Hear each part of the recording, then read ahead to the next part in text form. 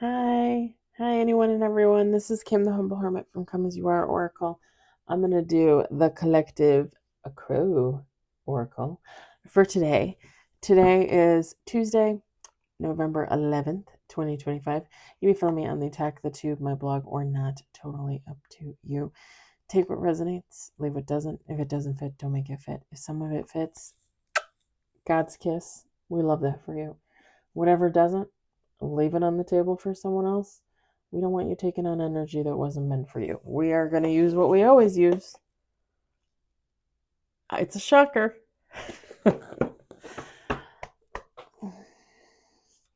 Was that sarcasm? I think it was. I hope everybody had a good Tuesday. We got one on the table. This is my reindeer hat from TikTok. One of two. I have a brown one and a white one because I'm just that adorable. That's right. Oh, baby. It's cute too. It's got like a little slit in the back, so like if you have a pony, like it'll just go around your ponytail. It's pretty nifty. And then these actually tighten, almost like a real hat. So you can like use it as a real hat. And it's nice and warm. It's nice and warm. We got two on the table.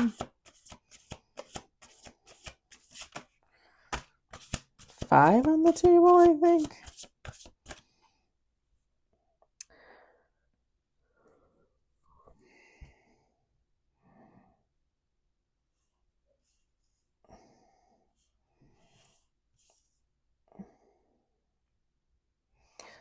Interesting.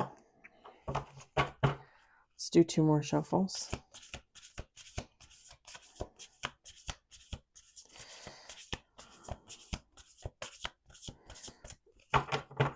Last shuffle.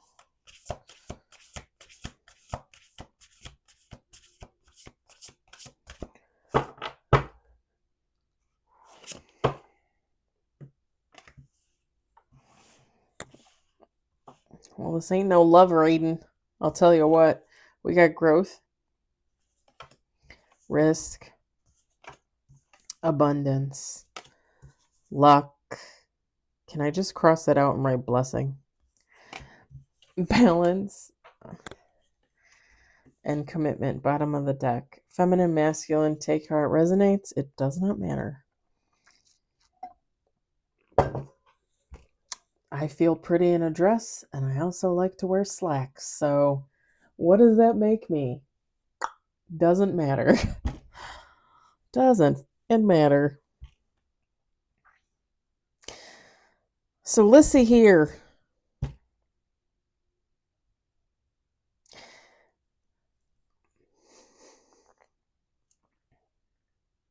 Someone's gonna do something for themselves. It's gonna seem like it's risky, but whatever this is, it's gonna pay off. It's gonna create abundance. It's a blessing, right? Because I don't really believe in luck. If you believe in luck, believe in luck. I don't believe in luck. I believe in divinely guided, divinely gifted blessings. It's gonna balance somebody out. And it's gonna reaffirm somebody's commitment to their purpose. Okay? And this is all a part of somebody's individual growth. So, just an example, okay? I'm just gonna pull something out of my tuchus. This would be like, let's say you work a 9 to 5, you're a nurse at a hospital, okay? Which is not a bad job, depending on where you are in the country, where you are in the world, how long you've been doing it. Some nurses can make good money, some don't, it kind of depends. I mean, that's pretty much, pardon me, that's pretty much the way it is with any profession. I mean, let's just be honest. But let's say you work a 9 to 5, you're a nurse, And let's say you've been thinking about starting an Etsy shop to sell your paintings. You've been painting for like a year.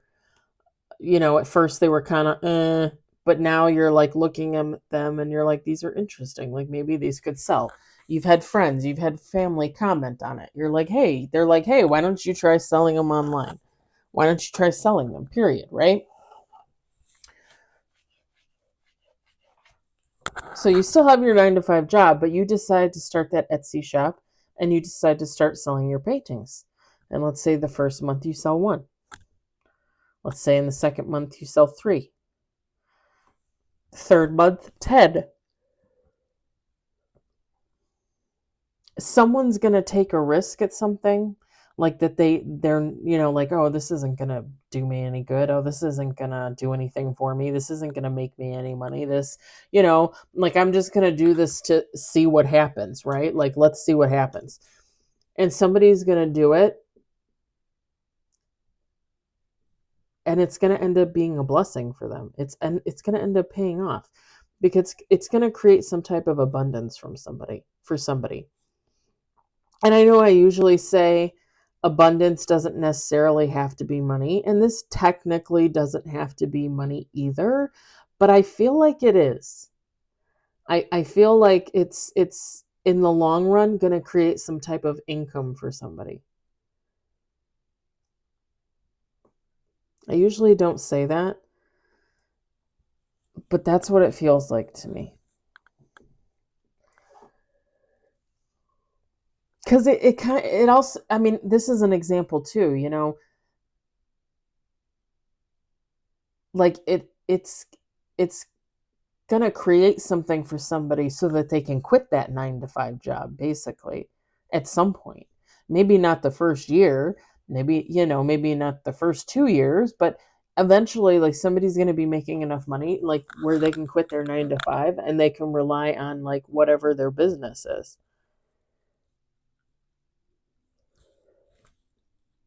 Pardon me. And like I said, this really is just, it's somebody's personal growth and it's just going to be an I was going to say an affirmation, but that's not it. It's just going to reaffirm somebody's belief in themselves and the commitment to working on themselves and doing for themselves and believing in oneself. Because I feel like, and I'm not trying to put a negative spin on it, but I feel like as humans in this day and age, depending on how old you are and who raised you, but some of us tend to have a more realistic approach to life. So I think for those people that are going to have something like this happen to them, it's going to seem very magical. Like, oh, I didn't know things like this could happen to ordinary people, you know? And it's kind of funny, my coworker, my friend at work, he came up to me and he said, I was unpacking all day, okay, at my work. So I basically get totes on a line. I scan it. It tells me what size of box to use. I can change the size of box. It doesn't matter. But I put the stuff in a box. I print out the shipping label. I put it on there. I put bubble in there. I seal it up. And then I throw it on the line. I throw the empty tote on the line and it all goes away. And you have a decent sized table to do this on. It could be bigger. It would be nice if it was a little bit bigger. I'm not going to lie. But a lot of people will take an empty tote after they pack it because you can close it, like the lid, the top, and you can create like a little table off to the side. And if you stack 2 of them together, you can just do your empty box, throw your shit in there, and then just slide it onto the table and slide it onto the line. I don't usually do that. I was on the inside of the packing line, so I don't have a lot of space back there But if you're on the outside, you're exposed to where everybody walks through, when they come and they go. And you have a little bit more room to create, like if you want to put like a little fake table there to do your boxes and stuff, you have a little more room. But behind the line on the other side, there's really not a lot of room there. And sometimes I would rather stack up totes that are supposed to be paired with other totes, and I know they are, than have a little table there, because I have a table. But he came up to me and he goes, "Work smarter, not harder." And I looked at him and I said, "No, I'm not that smart." And I was joking around with him, right? But it's funny because I'm getting that for this reading. It's like somebody realizing maybe I don't have to work as hard. Maybe if I'm just smart about it. Maybe if I'm just smart about how I go about things.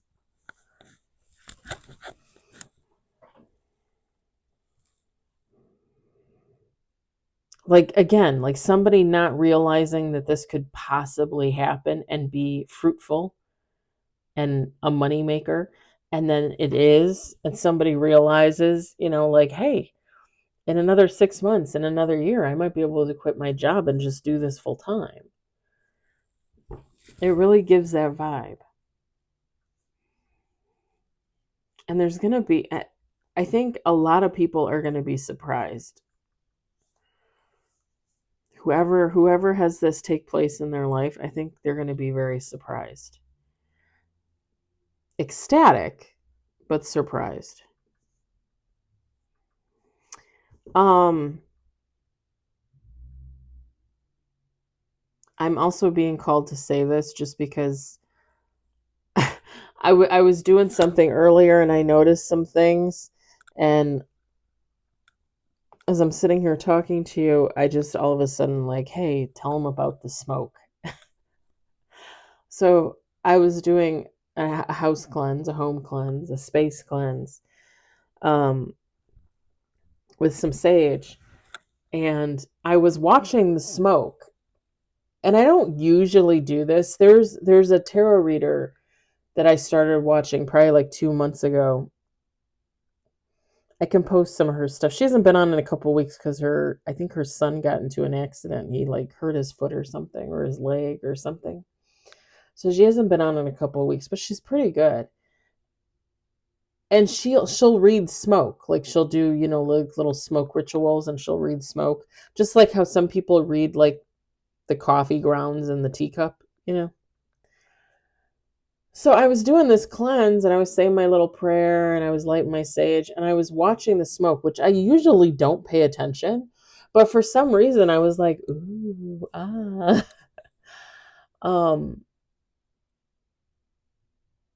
Something about the word soon, something about the word so, like you're so good looking.